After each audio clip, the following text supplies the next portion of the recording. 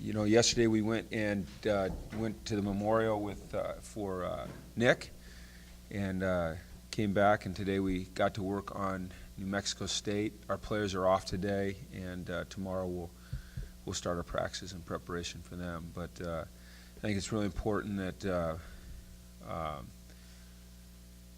we find a way to just get refocused on this game and concentrate on getting better, improving some of the things that we need to improve upon, some of the mistakes that we made on Saturday. There's a lot of area for improvement on this football team, and we need to recognize that, and I think we do. I've said it all along, our aim is not to just be an average football team. We've got a vision here of what we want to be, and so we've got to work hard for that every day, and that's our intent. So we're excited about the chance to go out and play again Saturday night against New Mexico State. It's not a team that I'm very familiar with, spending some time this morning watching them on film, watching them against Texas and UTEP. They play good competition, and they're a competitive team, and it'll be fun to go out and compete against them Saturday night. So. After such an emotional game, do you worry at all about a hangover in terms of just all those emotions from the win, and then you have to refocus, like you said, for New Mexico State, but it's not necessarily one of the more successful teams. Yeah, I do. I think about it. I don't worry about it because I think we've got a coaching staff that's capable of, and I think it's our responsibility as a coaching staff to push these kids out of any hangover effect that there might be. I think it's human nature when you come off something as emotional as we came off of last week, which was obviously the death of Nick, and dealing with those emotions, trying to balance that with preparing for Nebraska, and then going into Nebraska and getting a big win for this team for this year. And then yesterday, the service, which was very emotional for a lot of our kids. And then to come back and play a game, you can certainly understand where there might be a hangover, but we can't let that happen. Not if we're going to be the kind of team that we want to be. So, our goal is always, as stated in, one of our covenants is, we prepare for our opponents, but we play against the UCLA football standard. So that's, I think, really what we have to get back to is just the fundamentals of the mental part of it and the actual football part of it, which is, hey, it doesn't matter who we're playing. There's a certain way we're trying to play, and that's how we're going to approach it. Coach, considering everything that went through last week and the way they responded, was that one of your proudest moments in coaching, seeing these young men, come through that adversity? Yes, absolutely. They handled it for young adults, many who have not been through that type of situation, and some of them unfortunately have. I thought they handled it very, very well. And then, Jim, to go into that environment and get down like we did and have the maturity and the mental toughness to gather themselves back and go out and play the way they did in the second half and get that win, I think, I was very proud of them. They showed me a lot. Showed me a lot of maturity, a lot of mental toughness, a lot of care, a lot of love. It was pretty special. You've always talked about sports being able to teach us life lessons. What's the life lesson that your young men have learned in the last 8 to 10 days? Well, I think there's a number of things. I think it started with the fact that one thing that I talked about with them on Sunday night when we had the team meeting, after we all learned of Nick's passing, was I think that they all have to understand that they are, as a team, they're responsible for each other's dreams and helping each other reach their dreams. And one of Nick's dreams was to play football at UCLA. And not just be on the team, but play. And he was working towards that. And because of the fact that our starters were able to go out against Nevada and build a lead, we were able to get some guys in the game that if the game was tighter, we may not have been able to get in the game. One of those was Nick Pasquale. So he got to go out and play a play on the Rose Bowl turf in front of his family in a real game and live out a dream. And I wanted them to understand that that's a life lesson, that they're not just responsible for themselves, but they're responsible for those that are around them. And then just that if they stay together and they stay strong and they show some empathy for each other, that great things can happen. And I just want them to continue to learn those things. But there's going to be a lot of lessons along the way. There's going to be a lot of things we take out of this. And the other thing, I don't want to just continue to orate. I've made some statements this week or last week, that it wasn't about winning or losing. And I don't want anyone to misconstrue. Our goal was absolutely 100% to go win the football game. That's always our goal, is to go win the football game. But we didn't want to have, or I didn't want our team to have an attitude of, we're going to win the game for Nick. We're going to win the football game because that's what we're trying to do, is win the football game. But I wanted them to play in a way that reflected their feelings toward Nick. And I didn't want that to be about the wins or the losses, because if it was a situation where we were unfortunate enough to not come away with a win, I didn't want them to feel like they let anybody down. And so that's what I meant by that when I said that. I never really explained that. How draining was it on you, Coach? Because you had to have your own emotions, the emotions of the team, emotions of your family. You had kids too. Yeah, I mean, it was. I didn't look at it quite like that. It was all there, but I felt like that there was really two most important things to me were, number one, Nick's family. That is, without a doubt, the most important thing here, Nick's family. And then number two is the young men that I'm responsible for coaching. I come way behind all of that, and I just deal with it the way I deal with it. And but I just kind of do what I do. I don't know. Just I was worried about his family. I was worried about our players. The last guy I was worried about is me. I'm fine. I'm an old guy.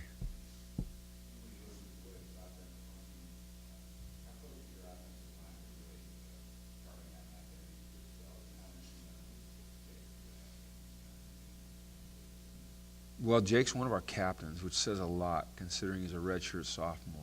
I think that just tells you what our players feel about him. He's a tough kid. He doesn't say a lot, and usually when he does, he's yelling at somebody.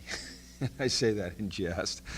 But I think that he is kind of the ringleader there, and he does kind of set the identity for our offensive line. Tough, passionate, serious,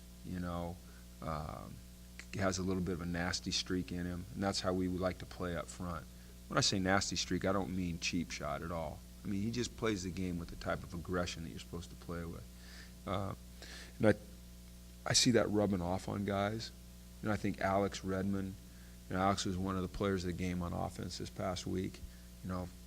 Starter as a true freshman at Nebraska against a pretty good defensive line. He had a heck of a football game. He's got a little bit of that Jake in him. X has got a little of that. We've got to get our tackles playing a little bit more consistent. But Jake's definitely the leader up there. When you talk about there's a lot of areas for improvement, what is the ultimate goal for your offense? What's the perfect picture for it to run just like you want it to out there? We want to play penalty-free. We want to stay on schedule, which means it's always 1st and 10 or less. We want to execute at a high level of efficiency. We don't want to be an offense where 10 guys are doing the right thing and one guy's not executing the way he's supposed to, and it slows us down. We want to be a well-tuned machine. It's a cliche, but that's how we want to roll.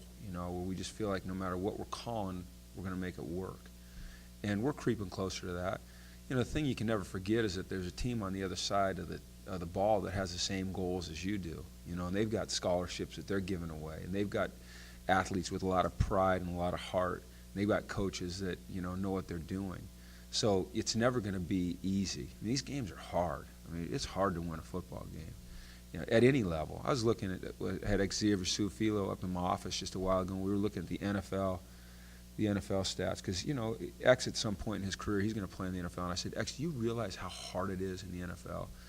There's 32 teams in the NFL. They played not everyone's played 2 yet. I think they've had a bye. There's only 8 teams that are 2-0 after 2 weeks. There's 15 that are 1-1, and there's 7 that are 0-2.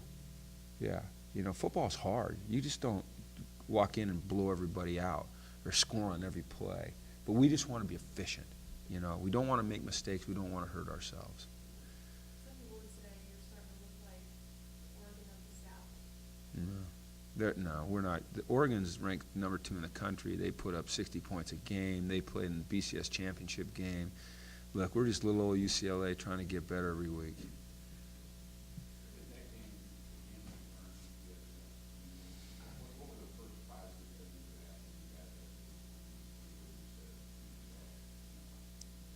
The drive for a touchdown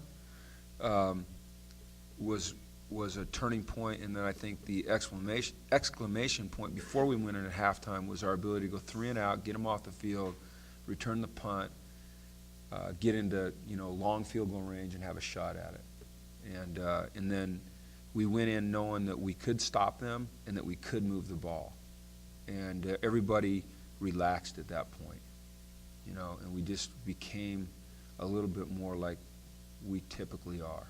I told them at halftime. The only thing I said to them really was, "It's really good to see you guys finally. Where have you been?" So, and they just went out and balled. They just played. They had fun. They were so tense. They were so afraid to make a mistake. They wanted to make things happen so badly, and you could just see it on their faces. And I think that they had to realize that, the reason they play football is because they love football and they're passionate about it. Not necessarily playing it for somebody, maybe to honor somebody. And they realized that, and they just calmed down, and they just started to have fun again. They smiled, they were friggin' having fun. It was good to see them smile. You're supposed to smile when you play ball if you're winning. Did it validate a lot of the off-season emphasis to only have 3 penalties in that game? I don't know. We'll see this week. I don't want to say that it did, and then we'll go out and, if we continue to do that, if we can continue to cut back on penalties, yes. But you still have to say, hey, those 3, that's too many. Why'd they happen? Was it technique? Were our eyes bad? We were not focused in enough? But we're continuing to emphasize it. It's not like we all just went, whew, if we got that licked, because if you think that, then it comes back to get you. On the fake punt, was that something you guys saw from the sideline with their formation, or was that just Gilmore taking that kind of instinctual play? Here's what happened on that is the time they lined up the punt, right previous to that, Coach Olbrich looked over and he saw first of all, he saw their punter, or their personal protector look to the sideline. And as he looked, Jeff looked, and the special teams coach was goes like that, like, no. So we knew that they had a fake. What else would we be telling him? So the next time we went out in basically a punt-safe defense. So we were prepared to stop that. Same kind of thing with your offensive line, a lot of emphasis in the offseason of keeping Brett upright. Him being sacked only 4 times through these first 2 games, is that an encouraging sign for you? Yeah, and it should be less than that if he'd throw the ball away, and he'll be the first to tell. I don't know if you guys talked to him, and did you ask him that question? I don't know. There was a couple of those sacks where I felt like he should have thrown it away. I was yelling at him, get rid of the ball. But he's making progress in that area. But yeah, our offensive line is doing a much better job in protection. They're more confident. They understand the scheme. They understand the man they're blocking for better and how he reacts behind them. I think those are all important things. Seems like Miles Jack is kind of quickly winning your guys' trust. It's all over the field against semester. What did you see from him? Is he kind of farther along than you maybe would have hoped at this point? Yeah, he's had 2 outstanding games. He really has. He's a tremendous athlete. He's in great physical condition. He never gets tired. He hardly breaks a sweat in the game. He's got speed. He's got quickness. He's got strength. He's got explosiveness. He's extremely bright. He understands football. This kid is special. He's special. And it's going to be really fun to watch him over the next 4 years because he's going to make plays all over the field, and not just on defense. Eventually, he'll play some offense, too. Seems like he's barely even made the freshman mistakes he expects. He's very intelligent. Yeah, he really studies the game. He's got a mind for football. He was very well coached in high school. Butch Koncharoff up at Bellevue High, one of the top programs in the country, coached him. And he takes it very seriously. He studies extra. He comes in early. He has questions. And then it just kind of, there's some guys that kind of comes natural for, and he seems to be one of those guys. So we've just got to make sure we keep pushing him. We can't let him get the big head, but he's not prone to that. He's not that type of guy. He's very grounded. His mom, I've known Miles since he was 12. The first time I saw him, he was a little boy, So I've always kind of seen something in him that was special, and it's really fun to watch it. Everybody else recognize it. Being another linebacker, Anthony obviously had a great game against the basketball game. Hasn't had a sack yet. Do you think that bothers him at all? Probably. Probably bothers him that Keenan Graham is leading the nation in sacks, because they do it, I think, average per game. So Keenan's at 1.5 a game, and Anthony's at 0. But I know Anthony got the Lot Impact Award, and he got another award this week, some other Player of the Game award. I think Anthony's pretty selfless, and the fact that we're 2-0 and just had a big win is more important to him than anything. But I'm sure deep down in there somewhere he's like, hey, I need to get some sacks. And not because he needs to get the sacks, because he wants to have an impact on the game. Yeah. Keenan, has that been a pleasant surprise for you guys? He has 3 of the team's 4 sacks. Yeah, I'm disappointed we only have 4 sacks, to be quite honest with you, but I'm excited about Keenan. That's not a guy that Keenan and Brandon, those are our 2 sackers, Brandon Tuliaupupu, he came off the or no, it was Li'i up in Essa. Right after he got his sack, I always tease him in team meetings that he's never gotten a sack since he's been here, I don't think. And so, Coach, you can't tease me anymore about not having a sack, and he's smiling and happy. But Anthony will get his. He'll get him. The one thing we don't want him to do is to start to press. Just do what he's supposed to do, and they'll come. And, when you get the middle pressure out of guys like Li'i, you get middle pressure out of Keenan Graham, then all of a sudden they say, oh, okay, we better pay attention a little bit to the inside, and then that'll open some things up for Anthony. And for on the other side, Cassius is playing a little bit outside. He's been playing inside. And then Deion Hollins, who's really going to be a great player. His tenacity. Those kind of been effort sacks. At least the one on Saturday was an effort sack. I think people think he's undersized. And maybe he is a little bit short, but he's got a great build on him, and he plays with tremendous leverage. He's got a lot of lower body power. We play him in nickel down inside, over a guard, and often he gets double-teamed, and he's able to hold the point. And that's been impressive to me. He's a powerful guy with strong hands and, like I said, good lower body strength. So. Mm-hmm. I didn't know if he'd be this good inside on 3rd down as he's been. I thought the quickness stuff he certainly had, but the power, against some bigger guards, that's been a little bit of a surprise, pleasant surprise. I mean, we always knew he was a good football player. We've always respected his ability to play football, but putting a guy like that down inside on 3rd down, he's not the typical body type for that position, and yet he makes it happen. It was a good job. Coach, I know you don't make too much about rankings, but there are 5 Pac-12 schools in the top 25 right now. That's a pretty good competition, huh? Yeah, I saw that, and I think that's great. I think it's great for our conference. I think it shows that people are finally, I shouldn't say finally, people are recognizing that there's some real quality football being played in the Pac-12.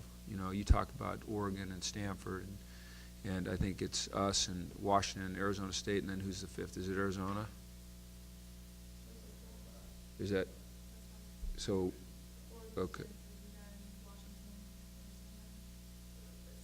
Yeah. Okay. Yeah. I mean, there's good football being played out this way, and we've got to keep doing it.